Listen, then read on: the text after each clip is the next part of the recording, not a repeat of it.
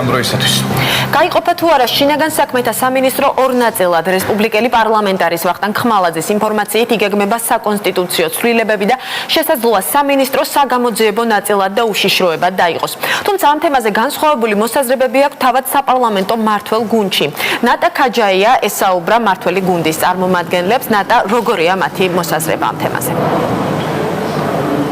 საპარლამენტო უმრავლესობის დეპუტატების ინფორმაციით კონსულტაციები თემაზე უნდა გაიყოს თუ არა შინაგან საქმეთა სამინისტრო არ ყოფილა, დეპუტატები არ ფლობენ ინფორმაციას არც იმის შესახებ, მოიაზრება თუ არა უწყებაში ერთ-ერთ მაღალ თანამდებობაზე სასჯელ აღსრულების დეპარტამენტის ყოფილი ხელმძღვანელი დიმიტრი დარბაისელი, რომელიც გახმაურებული საქმის გამო პრემიების დარიგების გამო გაუშვეს უწყებიდან რამდენიმე თვის წინ, თუმცა დეპუტატები ფიქრობენ, რომ იმ შემთხვევაში თუ შინაგან საქმეთა სამინისტრო იქნება იმაზე უფრო ეფექტური, ვიდრე ის დღეს არის, გაყოფა იქნება მიზანშეწონილი, მაგრამ საბოლოო გადაწყვეტილების მიღებამდე დეპუტატები საუბრობენ, რომ აუცილებელია კონსულტაციები გაიმართოს როგორც პოლიტიკურ პარტიებს შორის, ასევე არასამთავრობო სექტორთან.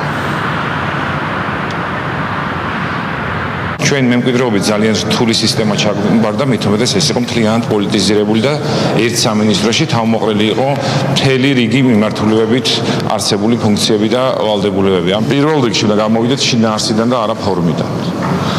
თუ დგას იმის საჭიროება, რომ სისტემის ეფექტურობისთვის, მისი საქმიანობის ეფექტურობისთვის საჭიროა მისი ორ ნაწილად გაყვა, მათ შორის პოლიტიკური ბალანსის უზრუნველსაყოფად და იმისათვის, რომ არ მოხდეს ფუნქციების აღრევა, ინტერესთა კონფლიქტი, აი ამ შემთხვევაში უნდა გადავდგათ ეს ნაბიჯი. ჩემთვის არ არის ცნობილი ასეთი კონსულტაციების და ვიცი რომ არ გამართულა მსგავსი ტიპის შეხვედრები ამ თემაზე. თუ ბატონო ვახტანგი საკონსტიტუციო კომისიის ფარგლებში აპირებს ამ საკითხზე მსჯელობას, ეს ალბათ მომავლის მსჯელობის საგანი იქნება. ყოველ შემთხვევაში დღეს ამ თემაზე რაიმე ტიპის კონსულტაციები არ არის. ქალბატონო, საუბარი არის პრესაში იმაზეც, რომ მაგალითად დიმიტრი დარბაისელის საშუალო ყოფილი ხელმძღვანელი შესაძლოა დაინიშნოს სწორედ უშიშროების მიმართულებით და მას ჩააბარონ სწორედ ეს ნაწილი თქვენი. ბევრი რამ იწერება მედიაში, ასე რომ ის ყველაფერი რაც იწერება ვარაუდის დონეზე ბუნებრივია ამ ყველაფერზე როგორც ფაქტზე ვერ ვისაუბრებ.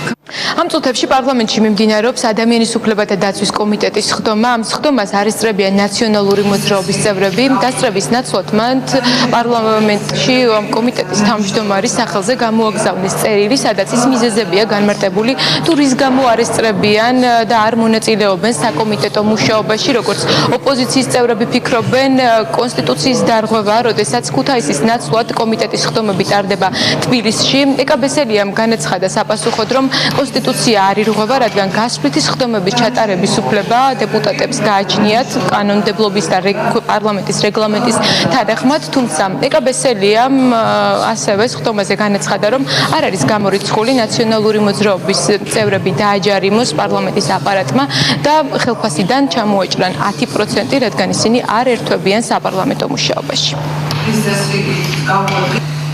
მიზეზი არ არის ახლა ის რომ აქ ტარდება თბილისში ეს სხდომა, არც ქუთაისი არის მომხიბვლელი, როგორც აღმოჩნდა ჩვენი კოლეგებისთვის უმცირესობიდან, რომ ისინი აქტიურად იყვნენ ჩართული საკომიტეტო საქმიანობაში. სამწუხაროდ სასესიო ფორმატი მათთვის არის მხოლოდ პოლიტიკური განცხადებებისთვის ტრიბუნა და არა მუშაობის პროცესში ჩართვის ვალდებულება, რომელიც ჩვენ ყველას გვაკისრია როგორც პარლამენტის წევრებს და კომიტეტი არის სწორედ ის ადგილი, სადაც მუშავდება ყველა ეს საკითხი, რომელიც შემდეგ მზადდება სესიაში. მე ვფიქრობ საკმარისია ამ თემაზე ეს განმარტება, ასე რომ მათ არგუმენტებს ვერ მივიღებ. ეკაბესელიას კომიტეტის სხდომაზე ამ წუთებში განიხილავენ კანონპროექტ სახელმწიფო ენის შესახებ. ეს არის კანონპროექტი, რომელიც მოამზადეს ენათმეცნიერებმა და იურისტებმა. ინიციატორი კი არის განათლების კომიტეტი.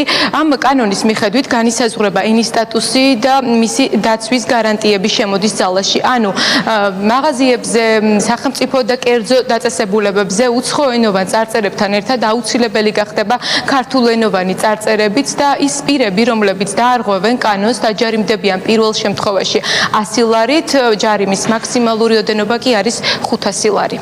ყველაზე უფრო თვალშისაცემი რაც არის გარე წარწერები სრულიად არასისტემურია და ძალიან კარგად ვხედავთ რომ განუკითხაობა ამ თვალსაზრისით კანონით ეს დარეგულირებული იქნება შესაბამისი კანონის დარღვევის თაობაზე შესაბამისი მითითება მიეცემა დამრღვევს და განესაზღვრება ვადა რა დროშიც უნდა გამოასწოროს შემდეგ თუ არ გამოასწორებს შემდეგ ამოქმედება გარკვეული სანქცია ჯარიმის სახით ჯარიმა იქნება ასე გარკვეული 100 ლარიდან დაიწყება თუ მეორადი დარღვევა იქნება ეს გაიზრდება 300-500 ლარამდე ზუსტად 3 საათზე საკანონმდებლო ორგანოში დაიწყება ბიუროს სხდომა, სადაც მიმდინარე და მომდევნო კვირის სამუშაო დღის წესრიგს გაწერენ. ეს იყო ნატა ქაჯაია თბილისის პარლამენტიდან.